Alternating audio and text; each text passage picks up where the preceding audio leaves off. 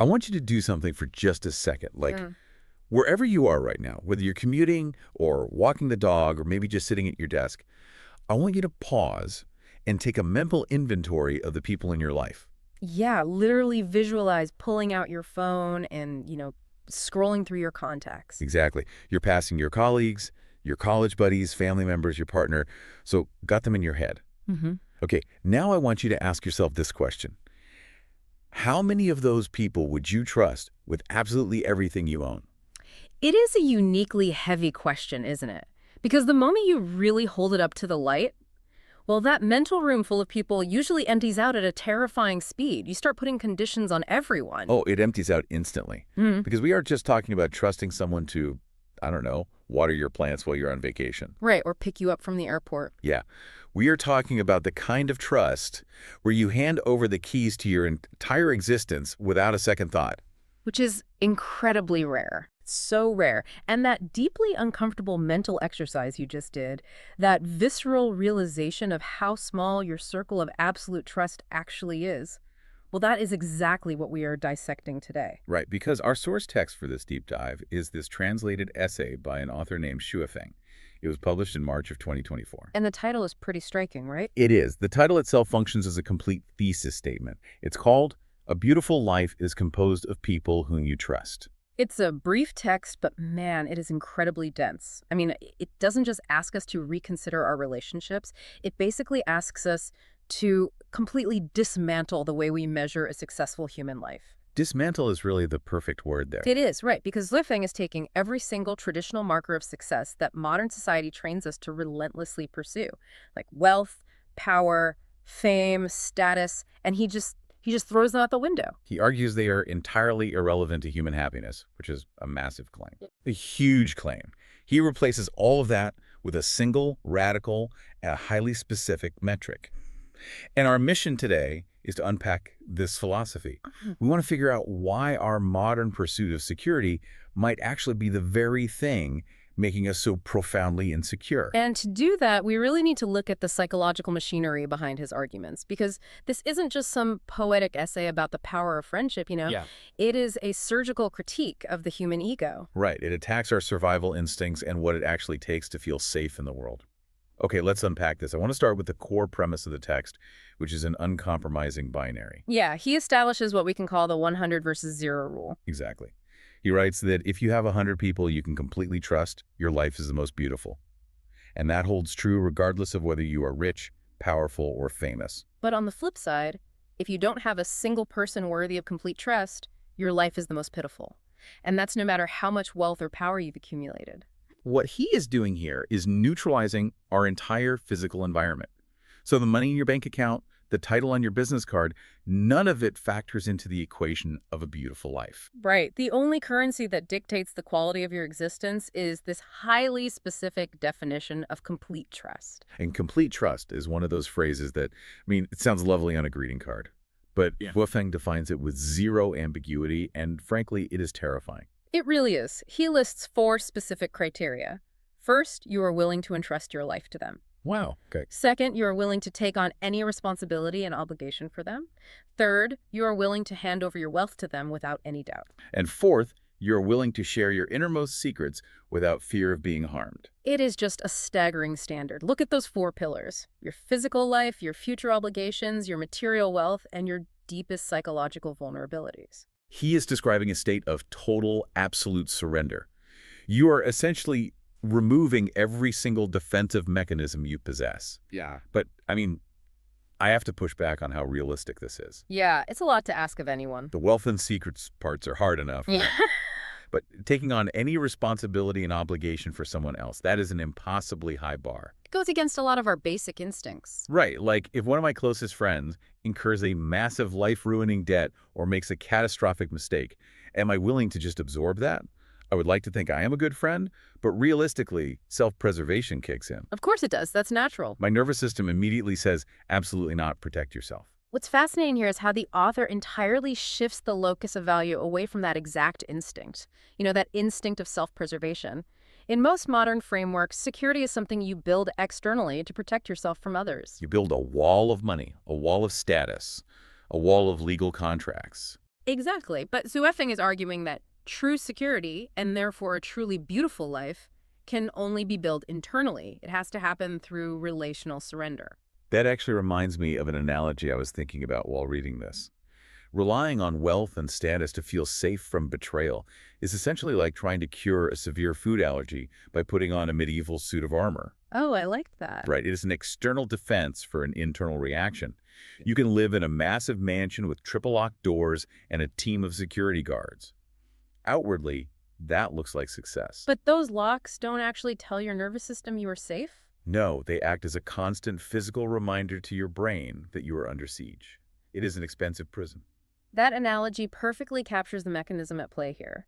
The armor doesn't change the vulnerability, it just makes you heavier. If you have those 100 people of complete trust, well, you don't need the triple locked doors or the armor. Because the walls of your life aren't made of bricks or bank accounts. They are made of a human safety net. Exactly. But if our psychological immune system actually requires this web of 100 trusted people to function properly, we have a massive societal crisis on our hands. Oh, absolutely. Because if you look at how we actually build our modern secular lives, we are engineering the exact opposite outcome. We really are. And Zhu Feng addresses this directly. He turns his attention to secular society, and his assessment is incredibly grim. He states that in the standard secular world, if a person manages to find just 3 to 5 people they can completely trust throughout their entire lifetime, that is considered quite remarkable. 3 to 5 people. Just think about the sheer volume of humanity we interact with. Like staggering. We go to schools with thousands, work in companies with hundreds, interact with tens of thousands of people over a lifespan. And to walk away with maybe 3 true connections, if you're lucky, why is the yield so incredibly low? Well, Zhuang claims it's because our primary tools for navigating the world, like money, power, fame, and status, they actively prevent trust. It is a profound critique of the rat race. We are conditioned to believe that once we achieve a certain income level or professional status, we will finally have the freedom and the network to build a great community. But the text argues the exact opposite. The pursuit of those worldly things inherently commodifies your relationships. The psychological mechanism is really quite simple. Right. If people know you have money and power, you can never be entirely certain about their motives. Exactly. You are constantly left in a state of hypervigilance, wondering, do they like me or do they like what they can extract from me? Which leads to a part of the essay that honestly made me squirm in my seat. Woofing issues this challenge, a sort of ultimate diagnostic tool for our relationships. Ah, yes, the bank card test. Let's call it the bank card test, yeah. He writes that if you doubt what he's saying about your worldly relatives and friends, try handing over all your wealth to someone. Or give them your bank card and password for safekeeping. And he explicitly says that if you hesitate even for a second, it proves you don't truly trust them. So what does this all mean? Because when I read that part, my immediate reaction was, I wouldn't even give my bank password to my dog. Right. It's the ultimate diagnostic because it forces the abstract concept of trust into a harsh, undeniable physical reality. Seriously, the friction of just splitting a dinner bill with friends can sometimes be awkward, let alone handing over my life savings. And it made me wonder, is this essay actively criticizing wealth as something inherently evil? Or is it just pointing out that wealth is functionally useless for our psychological needs? Yeah, exactly. Which one is it? This raises an important question, and the text points heavily toward the latter. This isn't necessarily a moral condemnation of having money. Rather, he is exposing a tragic irony in human behavior. Which is that the very things we chase relentlessly to soothe our nervous systems, wealth, status, power, they are fundamentally incapable of buying the only thing that actually provides real security, which is trust. Right. It is a massive misallocation of human effort. We spend our entire lives climbing this ladder of success, only to realize at the very end that the ladder was leaning against the wrong wall. We hoard resources because we lack trust, but the act of hoarding further isolates us. Exactly. When we lack trust, our brain perceives the future as an inherent threat. And when the future is a threat, we hoard resources as a proxy for safety. But as Weifeng points out, this just traps us. And if we spend our whole lives trapped in that cycle, ending up with maybe 3 to 5 trusted people, we really need to examine the psychological toll of that reality. Because Weifeng doesn't just talk about trust in the abstract, he maps out the emotional landscape of what it actually feels like to live on either side of this binary. He paints a very vivid contrast. Let's look at the negative side first. The reality for someone with few or no people they completely trust. He writes that this person will likely feel anxious, perceive constant threats, feel helpless, be pessimistic about the future, and ultimately view life as a bitter journey. A bitter journey. That phrase carries so much weight because it perfectly describes the feeling of having to carry the entire world on your own shoulders. Every single interaction becomes a negotiation. Every minor setback becomes a solitary existential crisis. From an evolutionary psychology standpoint, that person is stuck in a permanent state of fight or flight. Their nervous system is constantly scanning the horizon for the next betrayal. But then he flips it. He describes the positive side. He says that the more people you completely trust, the larger your world feels. You feel secure, happy, optimistic, and confident. But he also uses one very specific word to describe this state that really caught me off guard.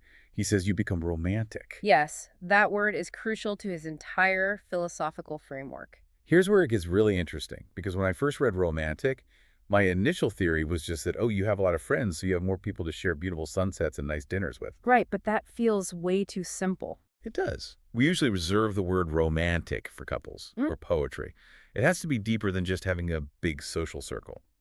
Why does a foundation of absolute trust fundamentally breed a romantic worldview? Well, if we connect this to the bigger picture of how the human brain allocates energy, it makes perfect sense. Think about what a romantic worldview actually is at its core. Okay, what is it? It is the ability to see beauty, to embrace possibility, to find poetry in the mundane, and to be open to serendipity. You literally cannot do any of those things if your nervous system is dedicating all its bandwidth to scanning for threats. Because you can't appreciate the beauty of a sunset if you're terrified there's a predator in the bushes. Precisely. If you are in survival mode, the world is a defensive bunker. Everything is a potential weapon or a potential shield. But when your baseline is entirely secure, when you have a web of 100 people who will unconditionally catch you if you fall, the bunker disappears. The world opens up as an expansive place of limitless possibility. That is the ultimate romantic worldview. It is the freedom to engage with life playfully, aesthetically, and joyfully, rather than defensively. The freedom to engage with life playfully, that is profound. It's not about romance in the sense of finding a soulmate. It is about being romanced by life itself, because you aren't terrified of the people in it anymore. Exactly. But this brings us to what feels like a massive contradiction in the text, or at least a logistical impossibility. Okay, what's that? Well, if secular life, with all its wealth and status chasing, only yields 3 to 5 trusted friends, how and where is it actually possible to find the 100 people Suofeng mentions? Because he isn't speaking hypothetically here. No, he is not. He drives the essay to its climax by making a highly personal and radical claim. He states that he has actually found not just 100, but over 100 people he can completely trust. Over 100 people. Yes. He explicitly says he could put his money in their pockets without doubt, or put his assets under their names without worrying they would ever claim ownership. Which means he passes his own impossible bank card test with flying colors. But the catch is where he claims you find these people. He writes that you can only find 100 or 1,000 or 10,000 trusted people, quote, on the way to heaven. And this is where the text pivots from sociology into deep spiritual philosophy. He begins to describe the profound internal transformation required to reach this state. He says that when you have over 100 people you trust, you yourself become insignificant. Right. Okay, I have to stop and push back on this heavily, because my modern Western brain is completely rejecting this idea. He says he becomes insignificant, and that working hard to create wealth for those he trusts becomes his greatest happiness. That's a tough concept to swallow. It really is. He says dedicating everything, including his life, to them makes him feel great. I hear what you're saying about letting go of defenses. Yeah. But practically speaking, how do you distinguish between absolute trust and absolute exploitation? That's a fair point. Erasing yourself and working only to enrich others sounds dangerously close to just becoming a doormat. It goes against everything we are taught about healthy boundaries and self-care. It is a totally valid hesitation, but we have to reframe what he means by erasing yourself. He isn't talking about becoming a victim of exploitation. He is describing the ultimate dissolution of the ego within a trusted collective. Okay, explain that a bit more. So in our modern framework, the self is the most important entity. We protect the self, we cater to the self, we enrich the self. But Suofeng is arguing that the ego is actually the very source of our isolation. So by becoming insignificant, he doesn't mean his life has no value. Exactly. He means his ego no longer demands center stage. He finds his identity and his value entirely in his contribution to the collective trust. So it is less about being a doormat and more like being a single drop of water that finally merges with the ocean. That's a beautiful way to put it. A single drop of water on a hot pan is anxious, defensive, and evaporating. But once it joins the ocean, it becomes insignificant as a single drop, but it gains the immense power and security of the entire body of water. That is exactly it. He isn't acting selflessly in a secular world full of predators. He's acting selflessly within a community of 100 other people who are also acting entirely selflessly toward him. So the exploitation you fear is impossible if the trust is truly mutual and absolute. Precisely. And he takes this dissolution of the ego a step further into a space of intense moral clarity. Right. He writes that any hint of selfishness makes him feel ashamed. He literally views selfishness as a betrayal of the Almighty and a betrayal of life itself. We really need to linger on that for a second. Feeling deep shame over selfishness, viewing it as a betrayal of life. It is a stunning reversal of our everyday values. It really is. Because in the secular world, a little bit of selfishness is seen as highly practical. It's just looking out for number one. We are taught that self-interest is the engine of progress. But Xu Feng equates selfishness with hell. He concludes the essay by saying that the more people we can completely trust, the closer we are to heaven. And the fewer people we can trust, the closer we are to hell. Exactly. And it is crucial for the listener to understand that he isn't necessarily talking about a theological afterlife here. Right. It feels much more immediate than that. It feels like a diagnosis of the present moment. It is. He is framing heaven and hell as psychological and relational landscapes that we inhabit right now today. Heaven is the total absence of selfishness, made possible by a community of absolute trust. It is that expansive, romantic, playful world we discussed earlier. While hell, on the other hand, is the anxious, bitter isolation of protecting your own ego and hoarding your own assets behind those triple locked doors, hell is the permanent state of fight or flight. So the true secret to this beautiful life isn't just about going out and finding trustworthy people. You can't just demand 100 trustworthy people show up at your doorstep to make you feel safe. No, it is an internal transformation. You have to become so completely devoid of selfishness that you can actually inhabit that space of trust without corrupting it.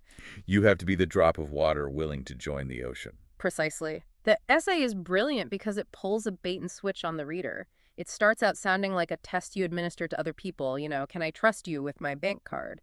But by the end, it functions as a mirror held squarely up to you. It asks, are you capable of abandoning your ego enough to participate in heaven? Which brings us to the end of this incredible philosophical journey. Yeah, just to quickly recap where we've been today. We started with Xu Feng's rigorous, almost terrifying definition of what complete trust actually entails. We move through his critique of how our relentless pursuit of worldly wealth and status actively destroys our ability to build that trust, trapping most people in a reality with maybe 3 true connections. And finally, we explored this radical climax.